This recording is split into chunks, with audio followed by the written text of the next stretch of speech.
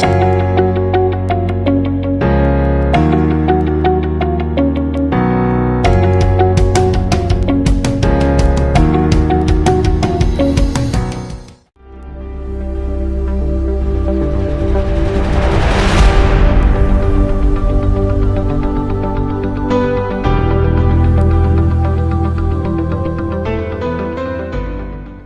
pelindung, malaikat yang menyertai kita, sekaligus bala tentara yang bersiap di sekeliling kita.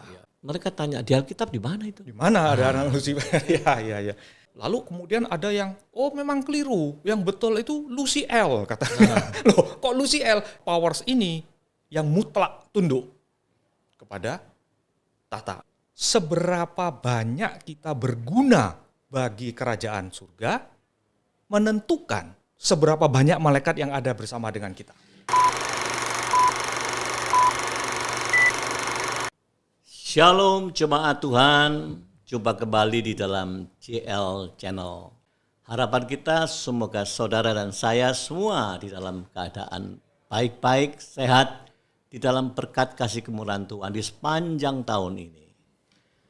Hari ini saudara kita kembali bertemu dengan seorang hamba Tuhan, Pastor Eka.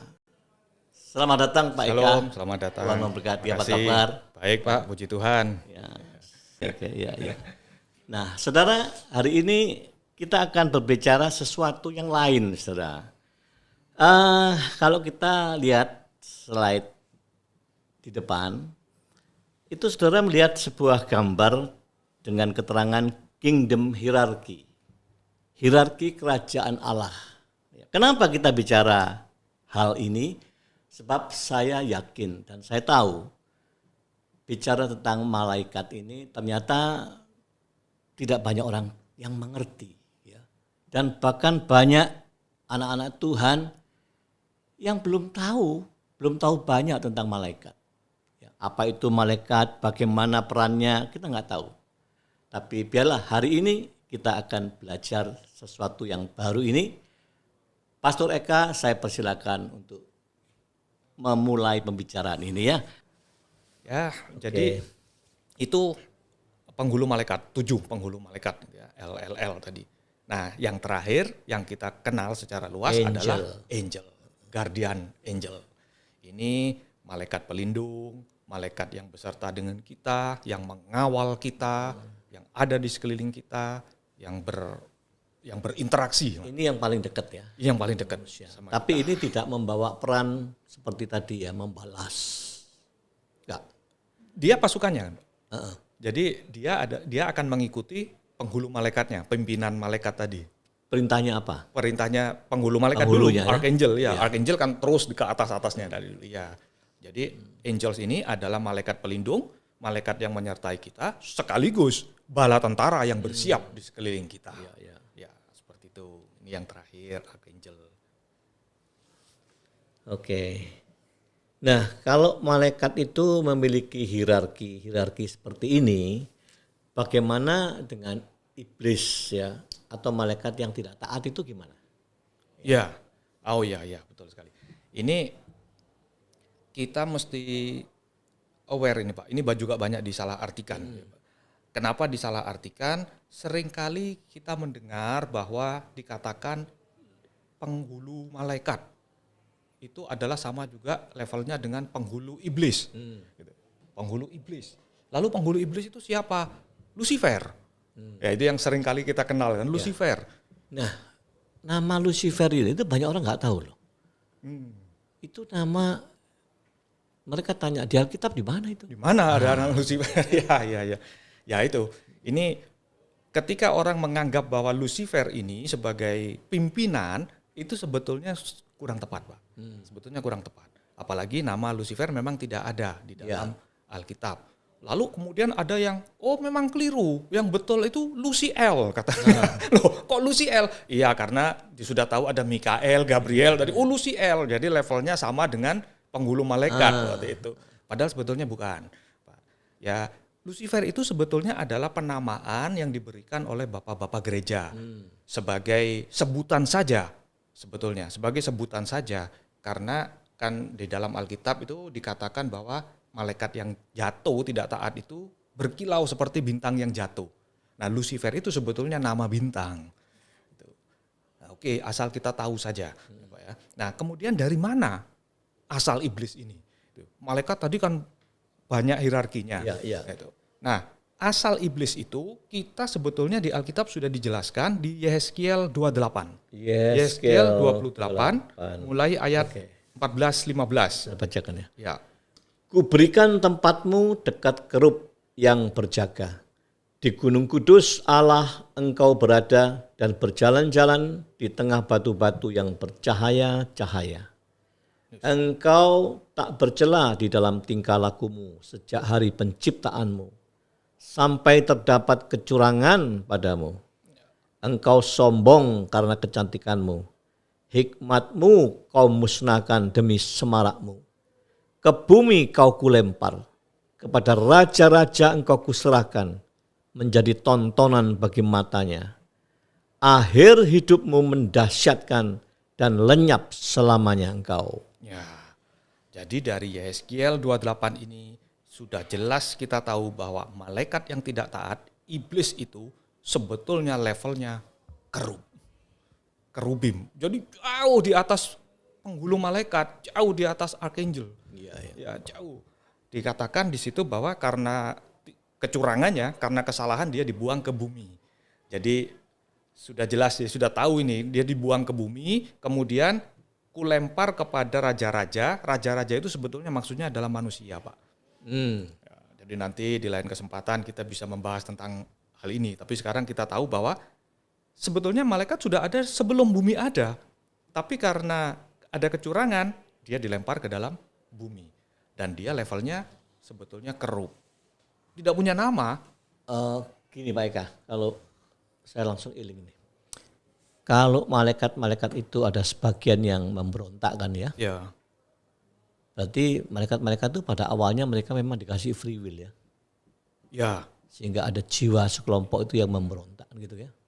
Ya, ini ada beberapa catatan yang mengatakan bahwa malaikat itu memiliki free will.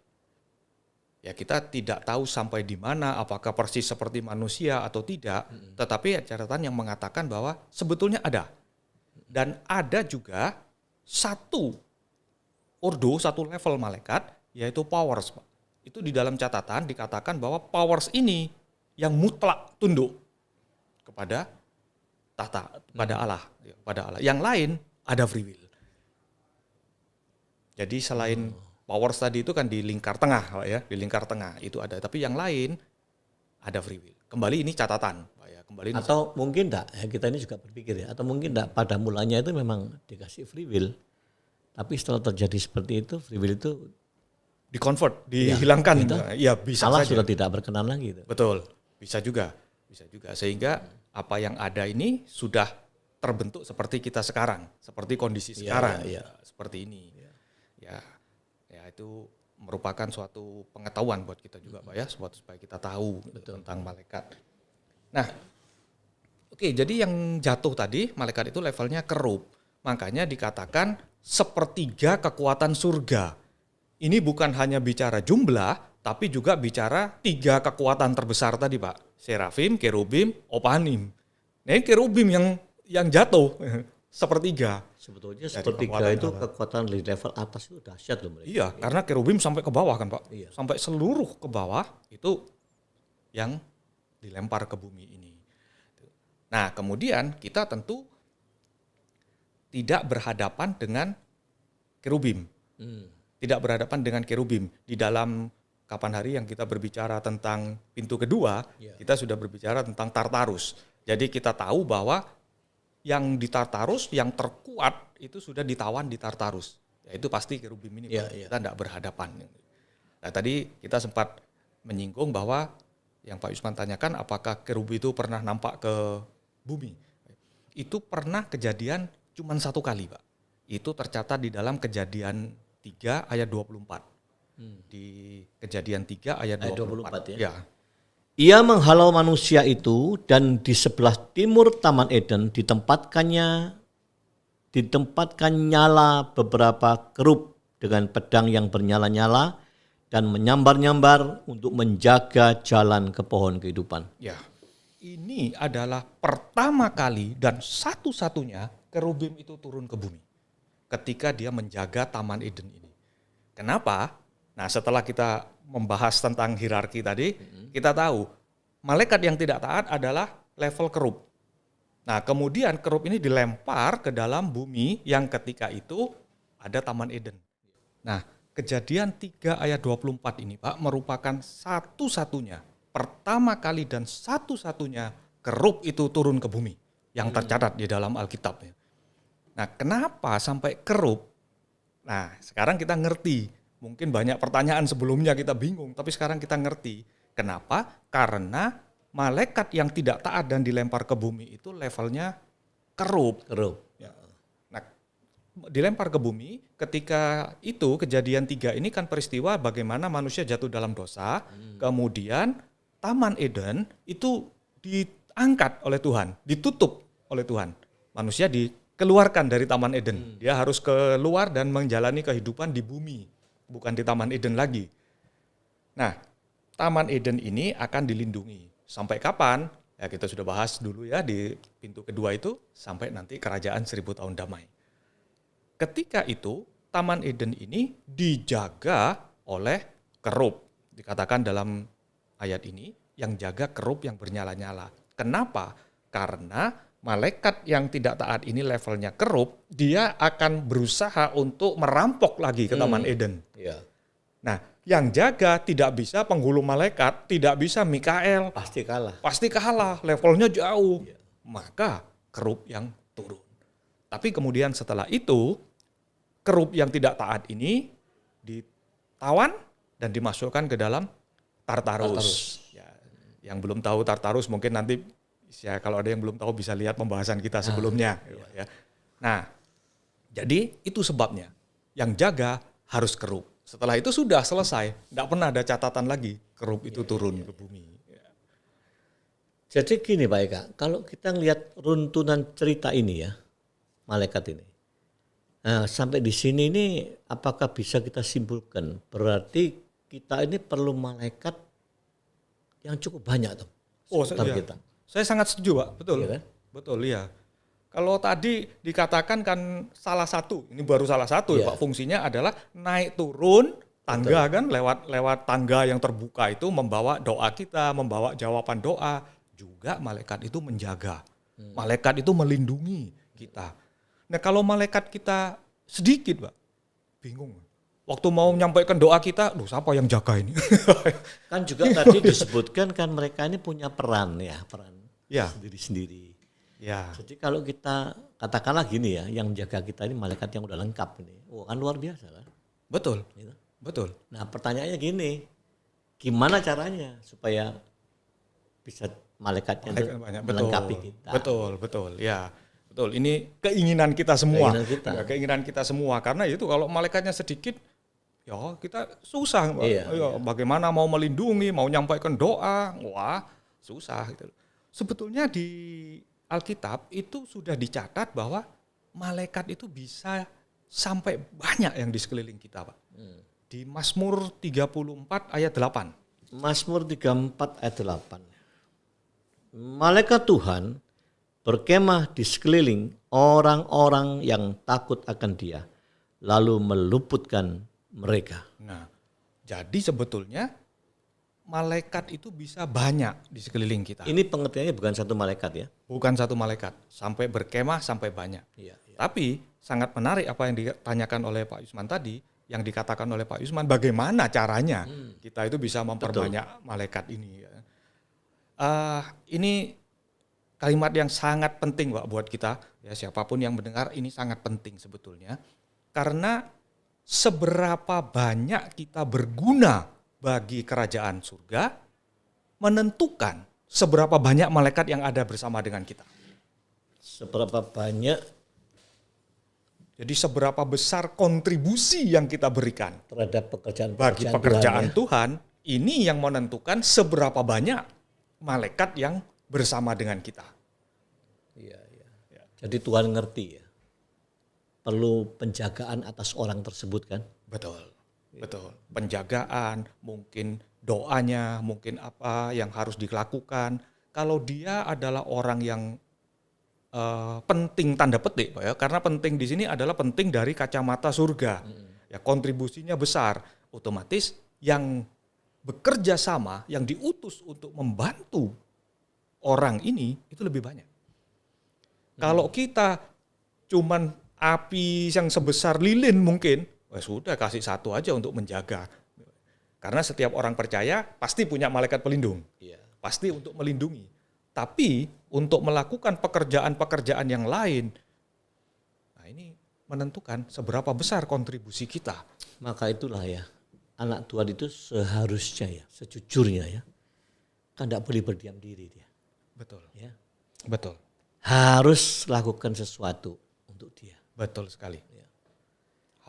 Kita harus ada kontribusi. Sekarang kalau anak Tuhan pasif berdiam diri, apa mungkin dikirimi banyak malaikat? Nggak mungkin. Nggak mungkin. Nggak mungkin. Nggak mungkin. Nggak ada kontribusi kok. Betul. Nggak ada kontribusi. Makanya kita jangan iri kalau misalnya kita melihat ada seseorang mungkin pendeta, pastor atau hamba Tuhan. Kok dahsyat itu? Kok dahsyat. Doa kok 1 minggu dijawab. Saya doa 6 bulan kok udah dijawab misalnya. Nah itu seberapa besar yang dia berikan kepada kontribusi pelebaran kerajaan surga, penginjilan, pemberitaan firman. Nah, otomatis kalau semakin penting, sekali lagi penting ya, itu malaikat yang menyertai kan banyak. Karena malaikat ini ada di sekeliling kita, diutus itu karena Roh Kudus yang ada bersama dengan kita. Jadi bukan karena kita sebagai manusianya, tapi karena seberapa tadi itu kita berfungsi, kita berperan, seberapa besar kita berkontribusi untuk pekerjaan Allah. Ya ini. Ya. Nah, saya ini ingat Pak Ika, ini peristiwa yang udah terjadi masa lalu ya. Tapi saya tidak pernah lupa nih. Saya punya rekan, sahabat dekat. Waktu ada kerusuhan, ini kerusuhan di Ambon ya. Ambon. Dia ini sekeluarga mau pulang ke airport. Ya, dalam perjalanan ke airport ini dihadang orang banyak. Wah, tegang dia. Lagi kerusuhan itu. Kerusuhan. Digedor pintunya suruh buka. Hanya dia buka kaca, takut tuh. Buka kaca, tiba-tiba dari gerombolan orang itu ada satu orang tuh lari bawa tombak. Lari bawa tombak mengarah ke dia. Dia cuman, Yesus tolong, Yesus. Gak bisa apa-apa. Tapi dia kaget. Ujung tombak ini tiba-tiba cek berhenti di leher. Berhenti. Dia sendiri bingung. Berhenti.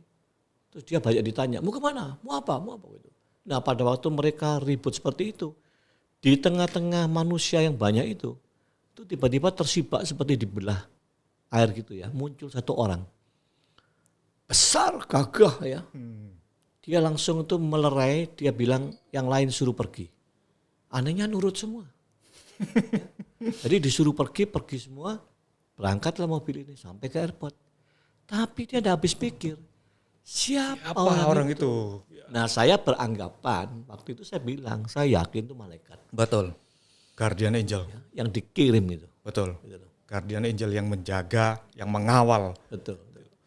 Ya kan itu sudah pasti orang itu adalah bersama dengan Tuhan kan. Benar. Ya Tuhan, dia sudah ada Roh Kudus dan sudah dijagai oleh malaikat Tuhan. Dan kan dia berteriak, Yesus tolong. Betul, ya. Betul. Makanya penting buat kita itu malaikat ini tambah banyak di sekeliling kita. Benar.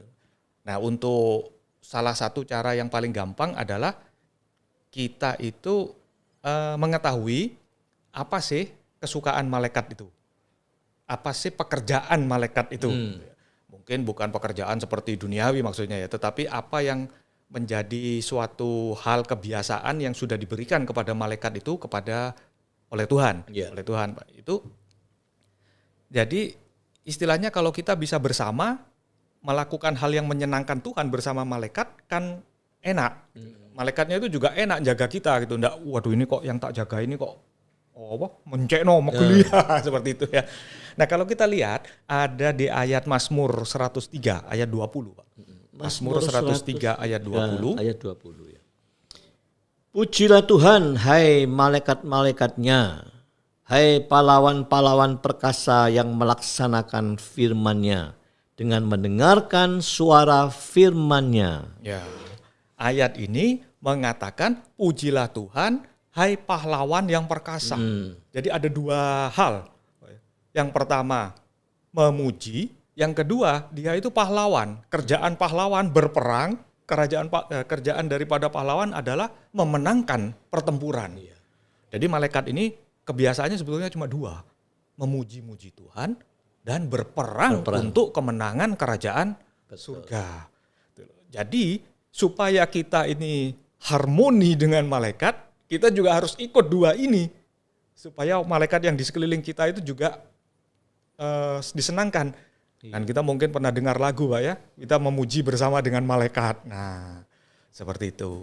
Sebetulnya kalau mau sederhana, setiap anak Tuhan yang mau hidup dalam ketaatan pasti dikirim malaikat. Pasti, iya. Pasti itu. Pasti, betul. Ya, karena kita taat. Betul. Kalau orang taat kan tantangannya banyak. Ya. Ancamannya mungkin banyak. Tuhan mengerti, dia kirimkan malaikat-malaikat. Dahsyat. Ya. Karena pada waktu kita taat, pada waktu kita melakukan apa perintah Tuhan, ini kan kita memperlebar kerajaan surga sebetulnya, menjadi saksi bagi sekeliling kita. Kita ada kontribusi di situ untuk dilihat. Nah ini gini Pak Eka, ini supaya tidak overlapping ya, dan supaya anak-anak Tuhan juga ngerti. Ada orang-orang tertentu tuh yang dia mengatakan dia sangat tergila-gila dengan malaikat. Ya. Jadi dia pengagum malaikat yang luar biasa, mengidolakan. Saya berpikir ini bahaya.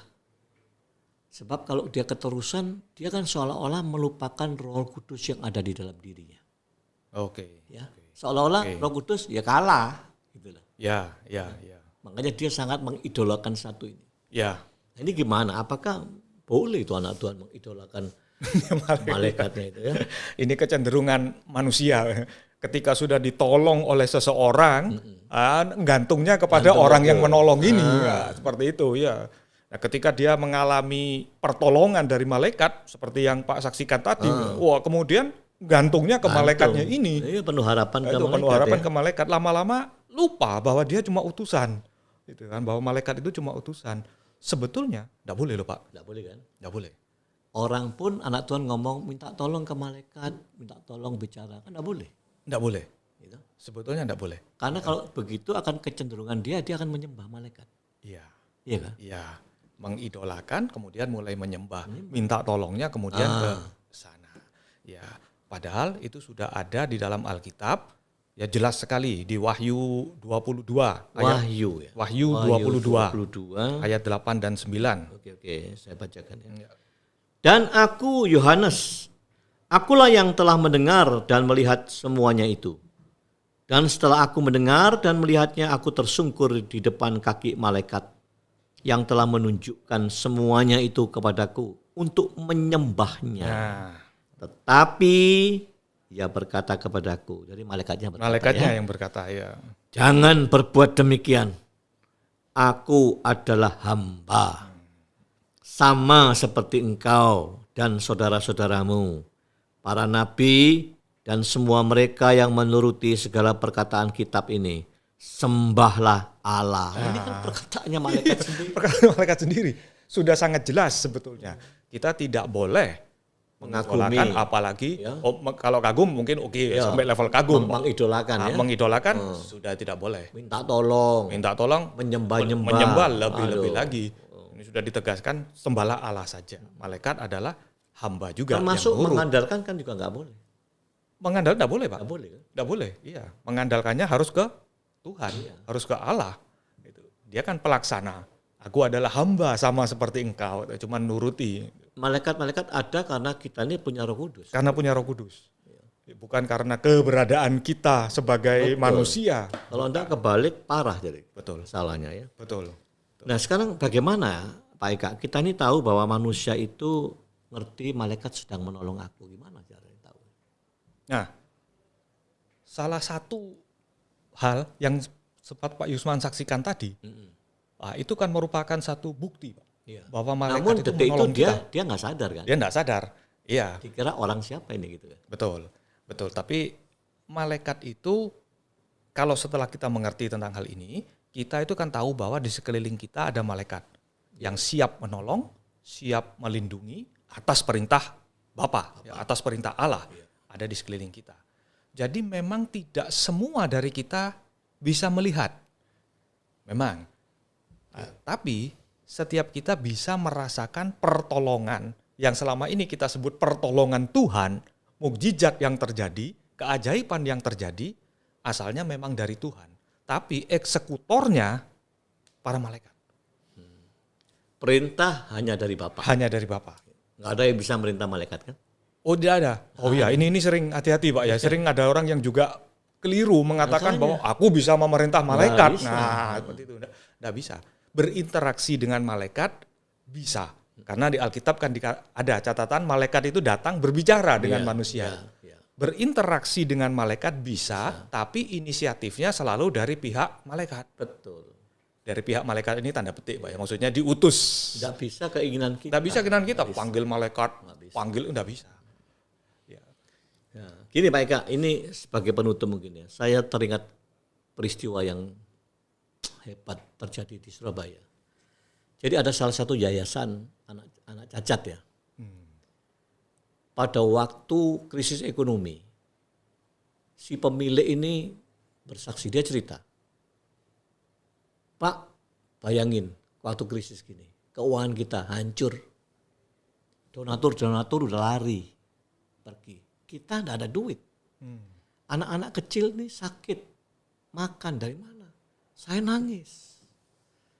Nangis saya. Waktu saya sedih, saya sakit kepala, ini pagi hari. Dia duduk di teras. Saya merinding saya dengar kesaksian ini. Saya duduk di teras, pagi-pagi tiba-tiba ada ketok-ketok pagar. Saya lihat yang datang mbok-mbok, orang tua, udah renta. Otak saya jalan sebagai manusia. Aduh, apalagi ini masalahnya mbok ini gitu loh ya. Gak tahu aku nih lagi sakit kepala, gak ada duit gitu. Dateng pasti minta-minta. Iya. Nah, terus dia buka pintu pagar sambil ngomong. Ada apa mbok? Gitu. Nah nadanya kan nada kesel ini. Ada apa mbok? Gitu. Pak Yusman tahu, dia jawab apa? Oh, aku mau masuk sebentar aja ya. Aku duduk di sini aja sebentar. Mau apa? Duduk. Dia bawa bungkusan koran. Dikreseki gitu. Dia ngomong, enggak, saya cuma mau naruh ini. Ini saya mau kasih ke yayasan ini. Oh gitu, saya pikir makanan itu. Ya sudah mbok, taruh di situ aja. Ya, saya pamit keluar. Jalannya pelan orang tua. Dan daerah itu sepi, saya tahu daerah itu sepi sekali. Jalannya panjang sepi. Lalu saya buka langsung. Anda tahu bungkusan kresek kertas itu apa? Uang segepok. Oh, bukan main. Saya langsung nangis Pak Yusman. Tapi saya kejar pagar itu. Saya cari tahu, mbok itu kemana? Kiri kanan gak ada, yang ada paman becak satu. Saya tanya, Pak, tadi kelihatan mbok yang keluar dari rumah saya itu ke mana, jalan kemana, atau naik apa? Anda tahu Pak Isman? Tukang becaknya ngomong apa? Mbok siapa Bu? Gak ada orang. Saya cuma lihat ibu saja keluar tadi, buka pagar terus masuk lagi. Gak ada orang. Saya merinding Pak. Saya berpikir Tuhan, apakah ini malaikat yang kau kirim? Ya. Saya sama istri langsung berpikir, pasti malaikat. Betul. Ya, cuma wujudnya embok-embok tua. Wujudnya manusia. Embok tua, betul.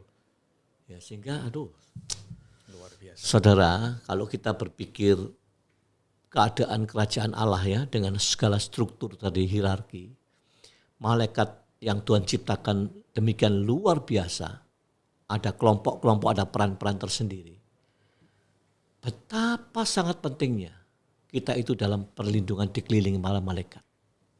Ya.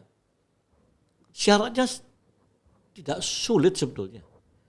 Kalau saudara dan saya itu taat saja. apalagi engkau taat banyak mengerjakan pekerjaan-pekerjaan Tuhan, aduh pasti Tuhan kirimkan penjagaan-penjagaan yang dahsyat itu. Luar biasa. Ya, jadi kalau saya boleh kesimpulkan, jadi orang benar itu memang terbaik. Betul. Ya. Betul. Kalau kita mengerti kondisi seperti ini, cerita hierarki seperti ini, sebetulnya juga tidak ada yang ditakuti buat orang percaya. Nah, Seharusnya. Seharusnya. Ya. Ya. Karena apa? Kita harus percaya bahwa perlindungan itu nyata. Amin. Yang contoh tadi lah, memang ada malaikat yang dikirim. Kalau kau ditipu orang, malaikat itu ada tugas yang mengembalikan Betul. barangmu yang hilang. Ya, mau balas, saudara tahan diri, tidak perlu balas karena pembalasan hak Tuhan. Hak Tuhan perintahkan malaikat yang akan menghancurkan itu musuh. Dahsyat saudara. Inilah hierarki kerajaan Allah yang saudara dan saya harus yakini, kita harus mengerti, dan kita tidak boleh cuma mengerti, ya, kita harus kerjakan bagian kita. Bagaimana supaya Tuhan kirimkan malaikat itu menjagai berkemah di sekeliling kehidupan orang-orang percaya. Bahkan rumah saudara pun akan dikelilingi malaikat-malaikat Tuhan yang berkemah di situ. Dahsyat. Pak Eka, terima kasih banyak. Terima kasih Ya. Pak Yusman. Bukan main. Ini Luar biasa. penjelasan yang luar biasa buat kita semua. Dan biarlah segala kebenaran ini tidak tercuri dari telinga saudara, ya, tapi tinggal dalam hati saudara dan membangun kehidupan saudara. Mari kita berdoa. Terima kasih Bapakku di dalam nama Yesus yang bertahta berdaulat atas kehidupan kami. Hari ini kembali saat buah kebenaran kau nyatakan buat kami semua, tentu juga buat semua umat-Mu yang mendengar. Hierarki kerajaan Allah, para malaikat yang ada tapi kami tidak banyak mengerti. Oleh sebab itu biarlah hari ini kami bersyukur kebenaran itu tinggal kuat di dalam hidup kami. Dan kami belajar menghidupi kebenaran itu. Sebab kami tahu sekarang betapa Tuhan mengasihi kami, orang-orang yang percaya, orang-orang yang taat kepada Tuhan. Tuhan lengkapi kehidupan kami. Bahkan sekeluarga pun Tuhan jagai dengan malaikat-malaikatnya yang dahsyat luar biasa. Sekali lagi terima kasih Tuhan. Kami bisa menempatkan diri kami agar kami tidak salah. Bahwa kami itu tidak boleh mengidolakan, kami tidak boleh memerintahkan minta tolong kepada malaikat. Sebab malaikat itu hanya perintah daripada Engkau saja. Terima kasih Bapa. Dan kami sadar malaikat ada karena kami percaya, karena kami ini ada Roh Kudus. Terima kasih Bapa di dalam nama Yesus Kristus. Kami ucap syukur, terima kasih. Pak Eka sekali lagi terima kasih. Terima kasih. Kita ketemu lain kesempatan. Saudara, kita akan berjumpa minggu depan dalam tema-tema yang berbeda. Tuhan memberkati. Tuhan menyertai. Amin.